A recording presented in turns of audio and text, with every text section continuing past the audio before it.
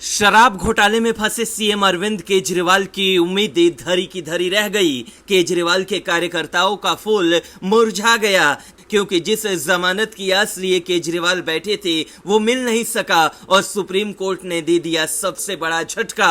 Supreme court में केजरीवाल की याचिका पर सुनवाई हुई। ईडी ने केजरीवाल की याचिका का विरोध करते हुए उनके खिलाफ सबूत होने का दावा किया। केजरीवाल ने अपनी याचिका में अपनी गिरफ्तारी को चुनौती दी है। ईडी के वकील ने सुप्रीम कोर्ट को बताया कि केजरीवाल पर इलेक्ट्रॉनिक सबूत नष्ट करने और हवाला लेन देन के जरिए 100 करोड़ रुपए ट्रांसफर करने का आरोप है। सुप्रीम कोर्ट ने कहा कि 100 करोड़ अपराध की आय है, लेकिन कथित भ्रष्टाचार की राशि 1100 करोड़ बताई गई है। इस विसंगति ने सवाल खड़े कर दिए। ईडी के वकील ने दलील दी कि थोक व्यापारियों को गलत तरीके से फायदा पहुंचाया गया। शुरुआत में उनकी जांच का केंद्र केजरीवाल थे, लेकिन पूछताछ के दौरान उनकी संलिप्तता सामने आई। हालांकि अदालत सभी पहलुओं की जांच करना चाहती थी। सुप्रीम कोर्ट ने इस बात पर चिंता जताई कि क्या केजरीवाल की गिरफ्तारी के दौरान धन शोधन निवारण अधिनियम की धारा 19 का सही ढंग से पालन किया गया था। शुरुआती आरोपों के बाद केजरीवाल की गिरफ्तारी में 2 साल का समय लगना अनुचित लग रहा था। ईडी ने दावा किया कि केजरीवाल ने 100 करोड़ की मांग की। सबूतों से पता चलता है कि वो गोवा चुनाव के दौरान एक 7 सितारा होटल में रुके थे, जिसका बिल चैरियट एंटरप्राइजेस द्वारा भुगतान किया गया था। अदालत ने इस सुनवाई के आधार के रूप में धारा 19 के दायरे को निर्धारित करने का इरादा व्यक्त किया। उम्मीद की जा रही थी कि सुप्रीम कोर्ट अपना फैसला सुना देगा, मगर अरविंद केजरीवाल को लेकर बगैर कोई फैसला दिए सुप्रीम कोर्ट की बेंच उठ गई। सुप्रीम कोर्ट अब 9 मई को इस मामले पर सुनवाई करेगा और अपना फैसला सुनाएगा।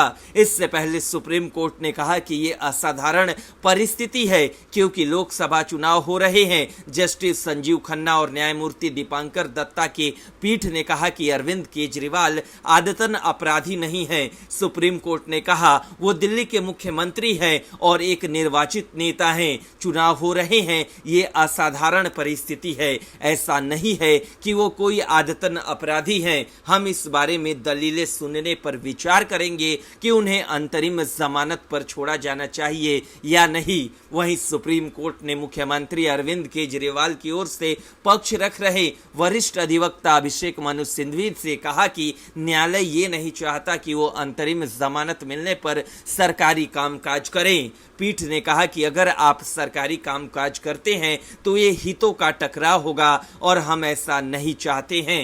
ब्यूरो रिपोर्ट, न्यूज़ चौक। क्या दिल्ली के सीएम अरविंद केजरीवाल ने 100 करोड़ की रिश्वत ली है? क्या ईडी के पास केजरीवाल के भ्रष्टाचार का फुटेज है? क्या ईडी के गवाह कोर्ट में कहेंगे कि केजरीवाल ने 100 करोड़ रुपए लिए हैं? ऐसे तमाम तरह के सवाल तैर रहे हैं, लेकिन इन सब के बीच ईडी ने सुप्रीम कोर्ट में बड़ा दावा किया। दरअसल सुप्रीम कोर्ट ने दिल्ली आबकारी नीति से मनी लॉन्ड्रिंग मामले में ईडी द्वारा की गई गिरफ्तारी को चुनौती देने वाली दिल्ली के मुख्यमंत्री अरविंद केजरीवाल की याचिका पर सुनवाई की। इस दौरान सुप्रीम कोर्ट में ईडी की ओर से पेश हुए एसएसजी राजू ने कहा कि हम दिखा सकते हैं कि केजरीवाल ने 100 करोड़ की मांग की। ईडी का यह भी कहना है कि 100 करोड़ रुपए हवाला के जरिए भेजे गए। ईडी की ओर से पक्ष रख रहे अतिरिक्त सॉलिसिटर जनरल एसवी राजू की ओर से एक नोट दिया गया, जिसमें उन्होंने अरविंद केजरीवाल की इस दलील का विरोध किया कि जांच एजेंसी ने सरकारी गवाहों के बयानों को दबाया है। ईडी की ओर से राजू ने कहा कि शुरुआती चरण में अरविंद केजरीवाल पर ध्यान केंद्रित नहीं था। जांच एजेंसी उस पर ध्यान नहीं दे रही थी। जांच आगे बढ़ी तो भूमिका स्पष्ट हो गई। एसएसजी राजू ने आगे कहा कि अगर हम शुरू में ही अरविंद केजरीवाल के बारे में पूछना शुरू कर देते तो इसे दुर्भावना कहा जाएगा। जज साहब केस को समझने में समय लगता है, हम इसे रात भर नहीं रख सकते। बातों की पुष्टि करनी होती है, इसके बाद जस्टिस संजीव खन्ना ने पूछा कि बयानों में केजरीवाल का नाम पहली बार कब लिया गया। इस पर एसएसजी राजू ने बताया कि 23/2/2023 को बुची बाबू के बयानों में पहली बार केजरीवाल का नाम आया। सुप्रीम कोर्ट ने ईडी से दिल्ली आबकारी नीति घोटाले पर पूर्व उप मुख्यमंत्री मनीष सिसोदिया की गिरफ्तारी से पहले और बाद की केस फाइलों को पेश करने को कहा। सुप्रीम कोर्ट ने ईडी से अरविंद केजरीवाल की गिरफ्तारी से पहले की केस फाइल भी मांगी।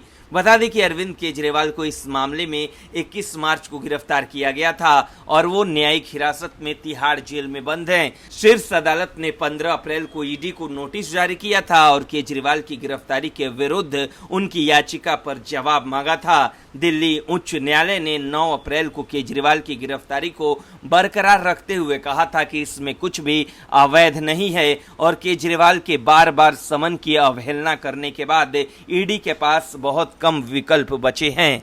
ब्यूरो रिपोर्ट, न्यूज़ चौक। 100 करोड़ के घोटाले में फंसे सीएम अरविंद केजरीवाल जेल में छटपटा रहे हैं। जमानत के लिए कोर्ट का चक्कर काट रहे हैं, लेकिन घोटाले में फंसे सीएम केजरीवाल को कोई भी कोर्ट जमानत देने के लिए तैयार नहीं है। केजरीवाल को राउज एवेन्यू कोर्ट से लेकर सुप्रीम कोर्ट दोनों से जमकर लताड़ पड़ी और जमानत कहीं से भी नहीं मिली। राउज एवेन्यू कोर्ट ने अरविंद केजरीवाल की न्यायिक हिरासत 20 मई तक बढ़ा दी। दरअसल केजरीवाल की न्यायिक हिरासत 7 मई को खत्म हो रही थी, जिसके तहत उन्हें कोर्ट से राहत मिलने की उम्मीद थी। इस दौरान वीडियो कॉन्फ्रेंसिंग के जरिए केजरीवाल की पेशी हुई, जहां स्पेशल जज कावेरी बावेजा ने न्यायिक हिरासत बढ़ाने का आदेश दिया। इसके पहले भी 23 अप्रैल को कोर्ट ने केजरीवाल की न्यायिक हिरासत 7 मई तक के लिए बढ़ा दी थी। फिर 15 अप्रैल को कोर्ट ने केजरीवाल को 23 अप्रैल तक न्यायिक हिरासत में भेज दिया था। 1 अप्रैल को भी कोर्ट में सुनवाई हुई और 15 अप्रैल तक की न्यायिक हिरासत में भेज दिया गया था। इसके पहले 28 मार्च को कोर्ट ने केजरीवाल को 1 अप्रैल तक ईडी की हिरासत में भेजा था। 28 मार्च को हुए पेशी के दौरान केजरीवाल ने कहा था कि ये राजनीतिक साजिश है, जनता इसका जवाब देगी। उन्होंने कहा कि असली घोटाला तो ईडी की जांच के बाद शुरू हुआ। ईडी का मकसद आम आदमी पार्टी को खत्म करना है। ईडी का मकसद एक स्मोक क्रिएट करना था कि आप पार्टी भ्रष्टाचारी है। ईडी का दूसरा मकसद उगाही करना है।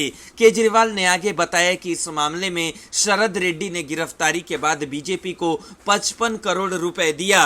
बीजेपी को इलेक्टोरल बॉन्ड के रूप में पैसा देने के बाद शरद रेड्डी को जमानत मिल गई। बता दें कि 21 मार्च को दिल्ली हाई कोर्ट से अरविंद केजरीवाल को गिरफ्तारी से संरक्षण नहीं मिलने के बाद ईडी ने 21 मार्च को देर शाम अरविंद केजरीवाल को पूछताछ के बाद गिरफ्तार कर लिया था। 27 मार्च को हाईकोर्ट ने केजरीवाल को भी राहत देने से इनकार कर दिया था। हाईकोर्ट ने 28 मार्च को केजरीवाल को मुख्यमंत्री पद से हटाने की मांग करने वाली याचिका खारिज कर दिया। इसके बाद केजरीवाल की गिरफ्तारी को चुनौती देने वाली याचिका दिल्ली हाईकोर्ट से खारिज करने के बाद सुप्रीम कोर्ट का भी दरवाजा खटखटाया। खैर, अब मुख्यमंत्री अरविंद केजरीवाल को उम्मीद सुप्रीम कोर्ट से है। ऐसे में देखने वाली बात होगी कि क्या लोकसभा चुनाव के बीच केजरीवाल को जमानत मिलती है या नहीं। ब्यूरो रिपोर्ट, न्यूज़ चौक।